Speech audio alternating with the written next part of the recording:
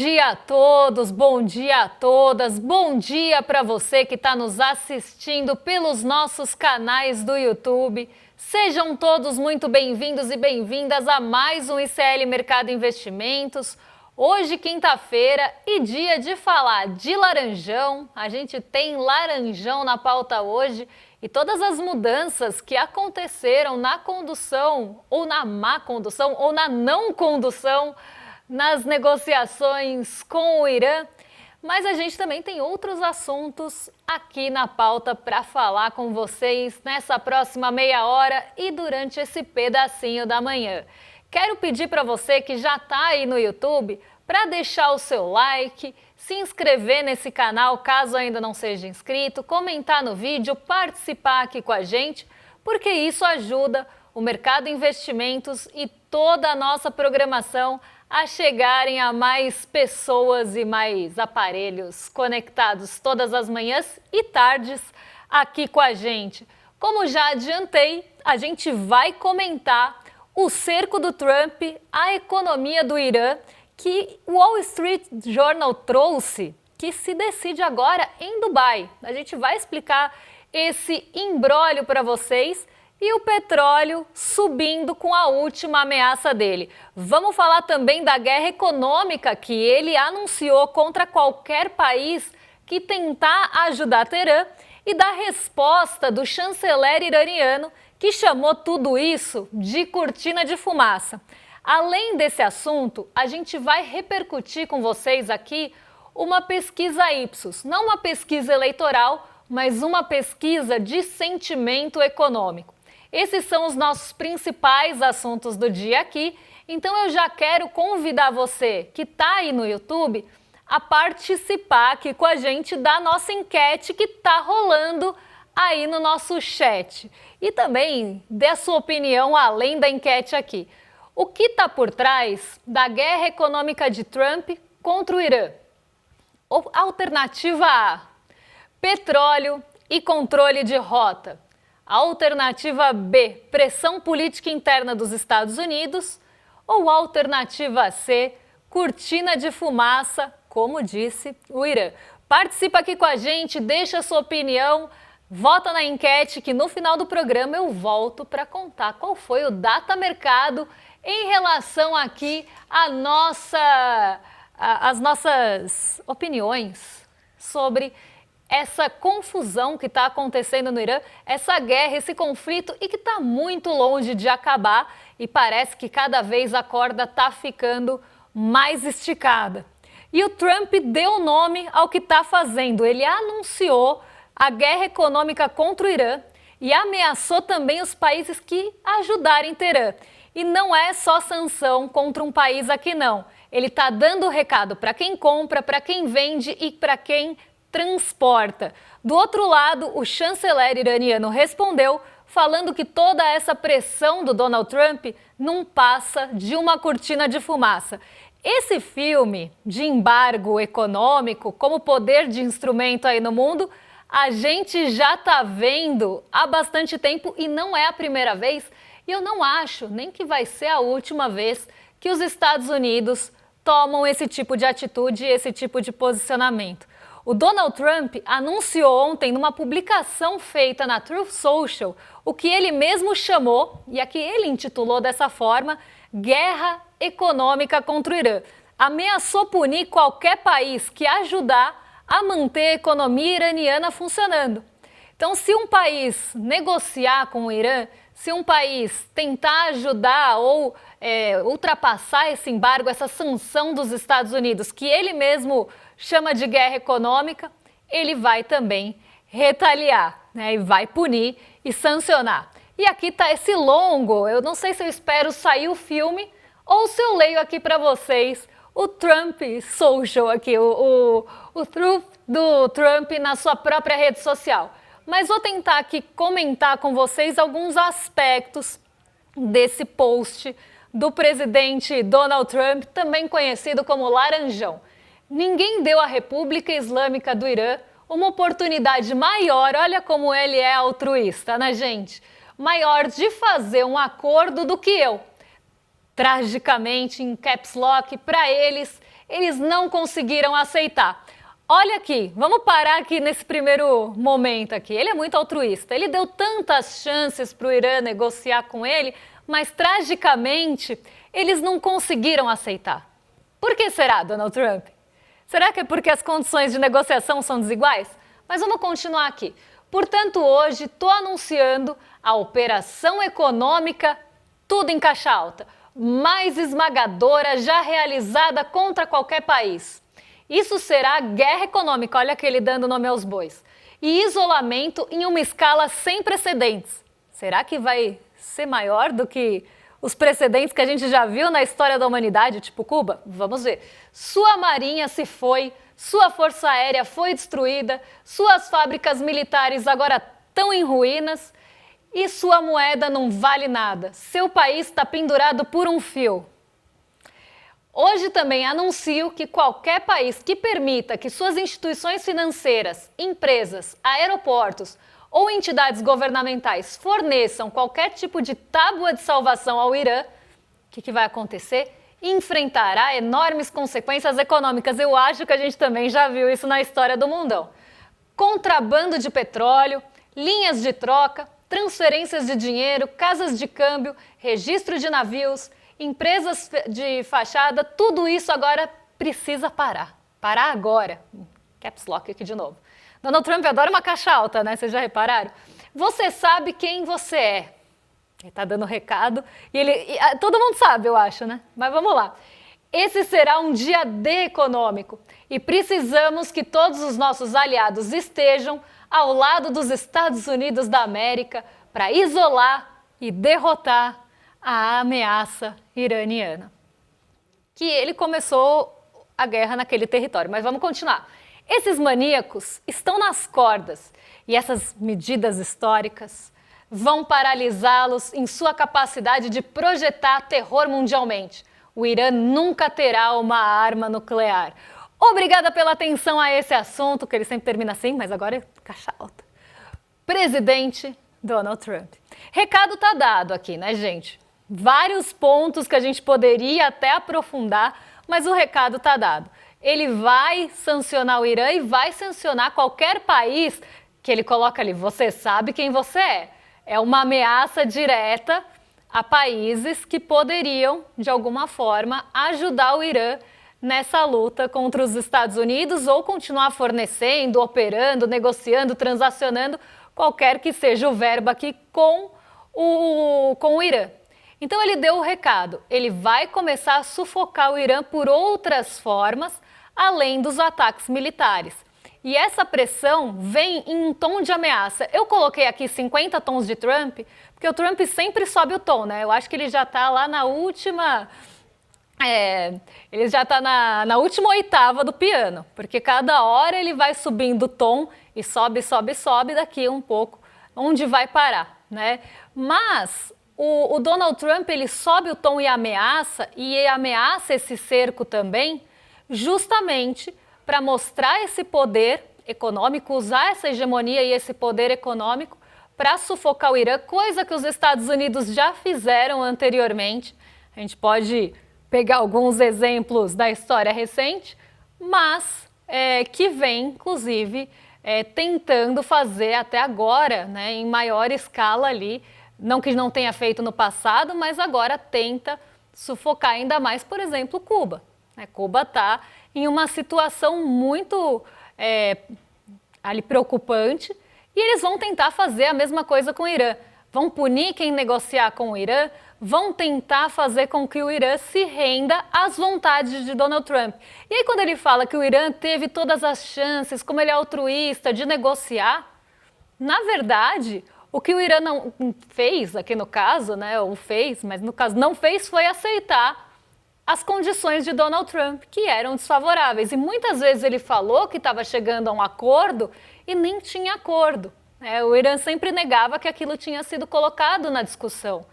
Então Donald Trump tenta, primeiro, usar negociações comerciais, depois ele vai para o ataque bélico e militar e agora ele vai para sanções mais pesadas até fazer com que o Irã abaixe a cabeça e sinta-se ou se dê por derrotado para fazer as suas vontades, porque enquanto as vontades dele, isso não é negociação, gente. Isso é imposição. Ele quer que as vontades dele, não os interesses do outro país, sejam levados em consideração. Ele quer que seja levado em consideração o interesse do país dele, do governo dele, até para ser mais exata. Porque nem os estadunidenses aprovam essa guerra. E isso acabou sendo até um detrator da aprovação de Donald Trump. O único lugar que não é justamente a cidade que a gente comentou outro dia, que fornece armas e produz ali equipamentos militares para os Estados Unidos. De resto, a aprovação dele está afundando, e aqui a gente tem mais um fator detrator dessa aprovação e dessa popularidade. Então, nem entre os estadunidenses isso é consenso. Mas Donald Trump coloca os interesses do seu governo e muitas vezes até os seus próprios interesses acima de tudo isso, custe o que custar. Países, soberania dos outros países, os interesses dos outros países, ele não está nem aí. E tem uma cidade no Golfo que vai decidir se o plano de Trump contra o Irã funciona ou não. E não é Teherã, também não é Washington. É Dubai. Isso mostra uma reportagem do Wall Street Journal publicada hoje. O aperto que a Casa Branca quer impor ao Irã vive ou morre nas pontes comerciais do Emirados. Os Emirados Árabes aqui pode ser a porta de entrada de Teherã para o comércio global. Eles prometeram reprimir, mas a situação aqui é mais complicada.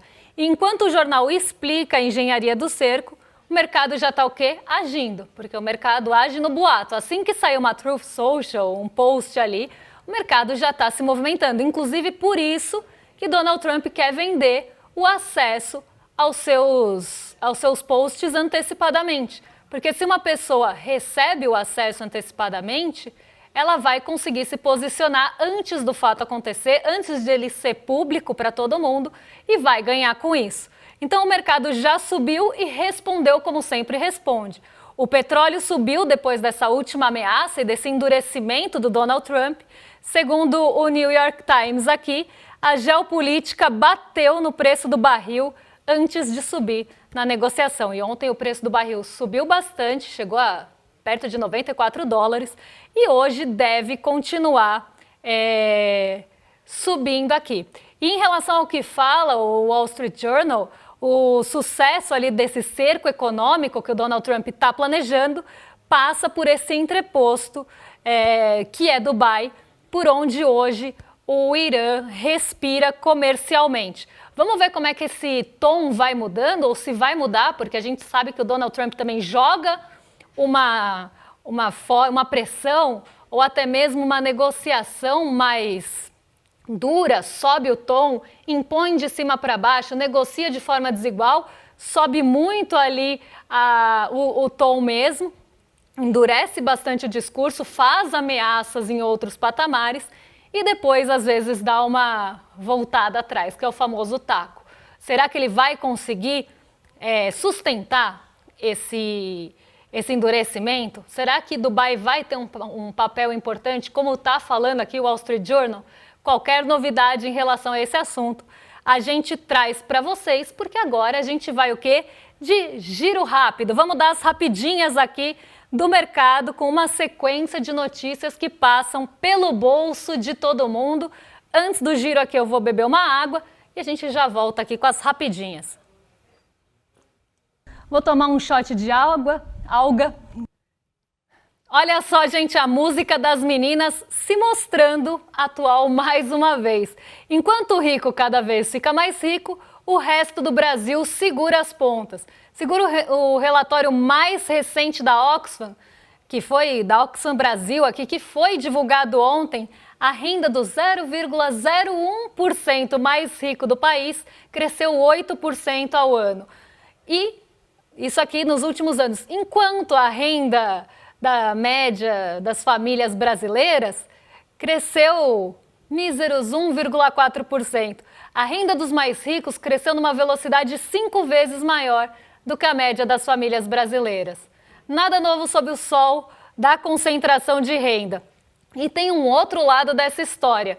Mais de 40% das operações do novo consignado CLT estão concentradas em quem ganha até 2 salários mínimos. No topo, a renda cresce sozinha, na base, o que cresce é o crédito. As duas notícias saíram no mesmo dia e contam a mesma história, só que das pontas opostas. E o governo e o Congresso não chegaram a acordo sobre o imposto federal das pequenas importações, a famosa o quê? Taxa das brusinhas, a cobrança de 20% sobre compras até $50, mais ou menos ali R$ 258, segue suspensa, mas a solução só deve sair às vésperas do fim da validade da isenção. A taxa pode voltar bem pertinho da eleição. Nenhum dos lados parece querer mexer nesse vespeiro em ano eleitoral. Então, quanto mais se aproxima aí o ano eleitoral, as pessoas não querem se posicionar aqui em relação à taxa das brusinhas. Ninguém também vai querer votar contra ou se posicionar contra antes da eleição. Isso pensando no Congresso. Então, vamos ver como é que se desenrola essa história das taxas das brusinhas. Aqui é uma brincadeira, taxa das blusinhas, né? Porque toda vez que eu falo brusinha, alguém fala, ai, tá errado. Eu sei, né, gente? É como ela ficou conhecida popularmente. Então, vamos ver como é que desenrola essa história. E aqui eu não estou falando do programa de crédito do governo ali de renegociação, mas vamos ver como desenrola essa história da taxa das blusinhas, porque ela coloca também o Congresso numa posição de ter que votar numa medida que tem um custo eleitoral. Então, se o partido se colocou num primeiro momento contra ou a favor do fim da taxa das blusinhas, será que agora ele vai mudar de posição pela aproximação das eleições, da corrida eleitoral? É o que a gente espera ver aqui.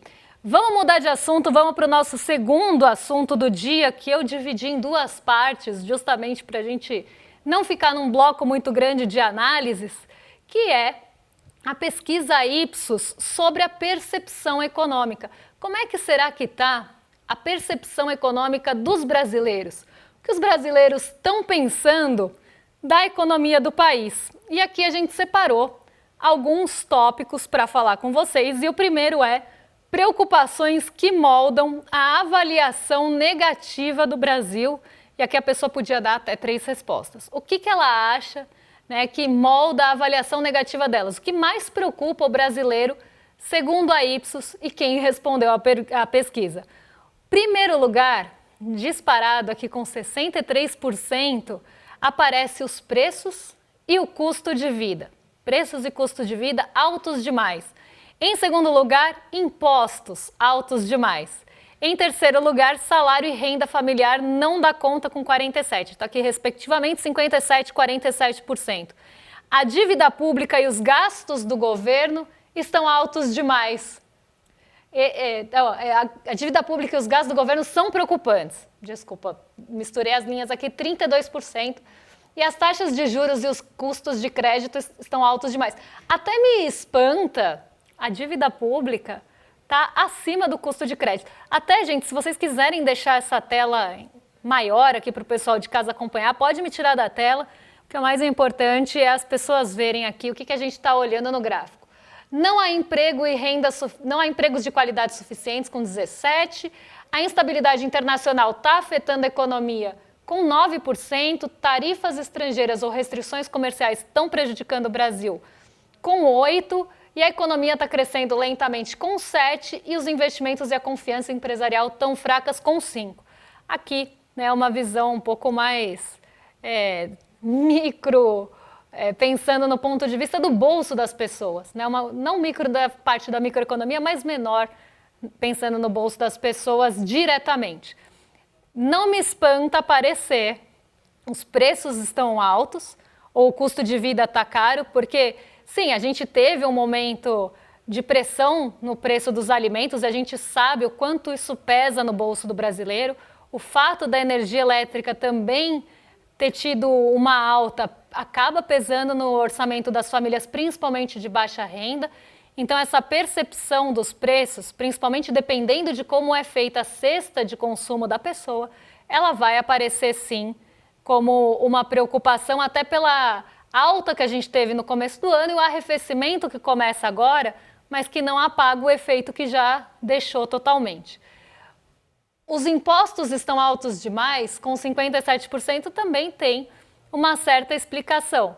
O brasileiro ele sente que paga muito imposto e não à toa porque os produtos têm os seus impostos indiretos e isso acaba sendo mais regressivo do que qualquer coisa.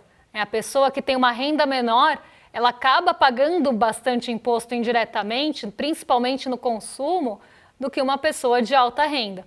Então a gente ainda não conseguiu alcançar a progressividade que a gente propôs lá na Constituição de 88. É uma luta, é um caminho muito difícil a se percorrer, é um caminho longo e árduo, porque existe também uma série de entraves para, por exemplo, taxar grandes fortunas ou deixar o imposto progressivo como ele deveria ser. Ele ainda pesa no bolso dos brasileiros e ainda tem toda aquela questão quase de desinformação mesmo que aparece todo dia nas redes sociais, que um imposto novo é criado todo dia. Aí você pergunta, que imposto que foi criado? E a pessoa não sabe responder. Então isso também está ali no imaginário das pessoas. E o salário da renda familiar não dá conta, acaba refletindo os preços e até mesmo a questão da renda. Outra coisa que apareceu aqui são os pontos fortes que contribuíram para a avaliação positiva da economia do Brasil. Então, o que o brasileiro está vendo de positivo na economia? Programas governamentais ou políticas econômicas estão ajudando as famílias com 33%, oportunidades de emprego estão melhorando com 28%, e o Brasil está lidando com a instabilidade internacional melhor que outros países. Aqui acredito que seja em relação às respostas dadas aos Estados Unidos, tarifaço, pressões econômicas e políticas, 27%. Esses são os 3 primeiros pontos mostrados aqui como contribuintes da avaliação positiva do Brasil. Enquanto a avaliação negativa pesa renda, consumo, impostos, custo de vida e salário ali, nos pontos positivos contam programas governamentais, oportunidades de emprego e Brasil lidando melhor que outros países em relação à instabilidade internacional. O que é bastante aí curioso aparecer essa avaliação. Mas isso seria explicado por uma outra parte da pesquisa que eu não sei se eu vou conseguir chegar hoje, porque a gente vai fazer mais um bloco aqui de rapidinhas com vocês. Porque a gente tem mais 3 notícias curtinhas para compartilhar com quem está aí em casa. E todas essas notícias, gente, têm uma coisa em comum, que é dívida. Uma reportagem do ICL Notícias mostrou que os pedidos de recuperação judicial e extrajudicial cresceram 66% no Brasil. O motor de tudo isso, juro alto e crédito restrito. A empresa entra na justiça para suspender a cobrança da dívida, ganhar tempo e ter fôlego ali para continuar funcionando. O setor que mais puxa essa conta, a gente podia fazer uma enquete. Qual você acha que é? Mas já vou contar. É o agronegócio, aquele que vive aparecendo que vai bem ou que vive também criticando ali posições do governo em relação a gastos e tudo mais, mas na hora de pedir socorro é o primeiro que corre. E vamos falar também de criptomoedas nessas rapidinhas, porque a CVM americana, a SEC, propôs um pacote novo de regras para as criptomoedas. Segundo a Folha de São Paulo, quem emitir até 5 milhões de dólares em tokens fica fora das regras de valores mobiliários. Olha que coisa. Emissão pequena passa lá nos Estados Unidos sem crivo do regulador. O setor pedia isso há anos e adivinha na gestão de quem que o setor conseguiu? Dele mesmo, Donald Trump, que tem um posicionamento não só a favor das criptomoedas, mas um posicionamento de patrimônio ligado a criptomoedas. A dívida pública dos Estados Unidos passou de 40 trilhões de dólares pela primeira vez na história. A informação é do Globo e mostrou que cresceu cerca de 1/3 em menos de 5 anos. O Congresso dos Estados Unidos continua ignorando os apelos para enfrentar esse déficit. Vamos guardar esse número aqui da próxima vez que alguém vier falar de austeridade fiscal para a gente. E aqui eu acho que a gente precisa colocar um ponto que muitas vezes é esquecido que a dívida ela não é paga, uma dívida pública ela não é paga, os juros são, mas a dívida é rolada. Então, quando chega o momento ali do vencimento da dívida, ela é rolada enquanto aquele governo tiver confiança e credibilidade para rolar suas dívidas. É assim que funciona, inclusive, essa dívida que tanto se fala na casa dos trilhões e tudo mais. Os Estados Unidos não vão pagar os 40 trilhões, eles vão rolar esses 40 trilhões enquanto se confiar na moeda dos Estados Unidos, no dólar. E aqui a gente está falando do emissor da moeda que tem o poder hegemônico aqui e que é a moeda de negociação no mundo. Vou passar aqui o resultado da nossa enquete, porque nosso programa já está chegando ao final. Não vou conseguir falar da aprovação de cada tema que eu tinha separado para vocês da Ipsos, mas qualquer coisa a gente volta nesse tema amanhã, fala como é que o brasileiro está pensando em relação a grandes fortunas, 6x1, como é que o brasileiro avalia os programas sociais. Será que o brasileiro tem o mesmo pensamento que Romeu Zema tem dos benefícios sociais? Amanhã, Mercado Investimentos conta isso para vocês, porque agora o que eu vou contar é o que está por trás da guerra econômica de Trump contra o Irã. Ficou bastante aqui dividido o nosso chat. 47% acha que é petróleo e controle de rota. 41% acha que é cortina de fumaça, como disse o Irã.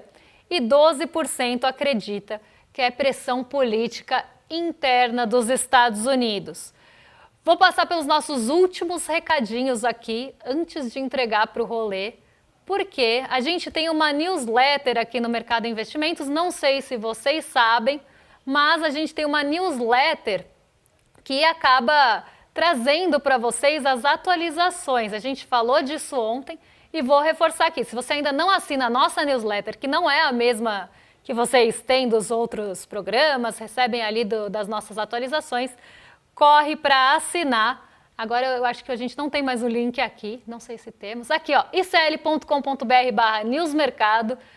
Você assina a nossa newsletter e fica por dentro de tudo, recebe atualizações, inclusive antes do programa, de coisas que vão acabar passando por aqui. Entra no link ou clica no QR Code que está ali no cantinho.